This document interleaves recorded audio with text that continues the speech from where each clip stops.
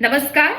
આજકાલ વિસાવદર ચર્ચામાં છે કારણ કે વિસાવદરમાં પેટા ચૂંટણી યોજાવાની છે. ત્રિપાંખિયું જંગ જામ્યો છે. આમ આદમી પાર્ટી, કોંગ્રેસ અને ભાજપ આ ત્રણેયના ઉમેદવારો મેદાને છે. એડીચોટીનું જોર લગાવી રહ્યા છે. પ્રચાર પ્રસાર થઈ રહ્યું છે અને ભારતીય જનતા પાર્ટીના ઉમેદવાર છે કિરીટ પટેલ અને ભાજપ બેઠક જીતે એના માટે જે છે તે સુકામ જે સંભાળ્યું છે તે જયેશ રાદડિયા, કારણ કે વિસાવદરના પ્રભારી છે જયેશ રાદડિયા અને એમના સિર ઉપર જવાબદારી છે ભારતીય જનતા પાર્ટીને જીતાડવાની. પરંતુ જો ભારતીય જનતા પાર્ટી આ વિસાવદર બેઠક જીતી જાય છે તો જયેશ રાદડિયાને શું મળશે? તો જયેશ રાદડિયા મંત્રી બની જશે.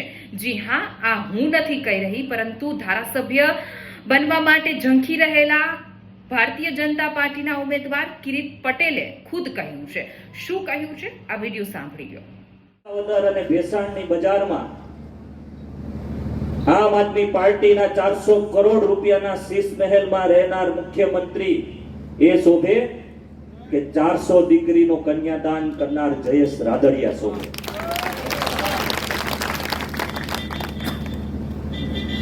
તે નિર્ણય કરવાનો સમય આવી. હમણાં એક ભાઈએ ઉત્સાહમાં કીધું કે મિનિસ્ટર, અરે મારે તો 800 દિવસનો ધારાસભ્ય બનવું છે અને આ જીત થકી મારે મારા ભાઈને મંત્રી બનવા જોવા છે.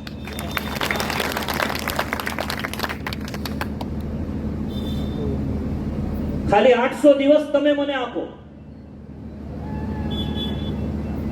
800 દિવસની અંદર તમને એમ ન થાય કે પેરિસની બજાર જેવા જો રસ્તા ન બનાવી દઉં તો ધારાસભ્ય તરીકે લેવાને હું લાયક નથી.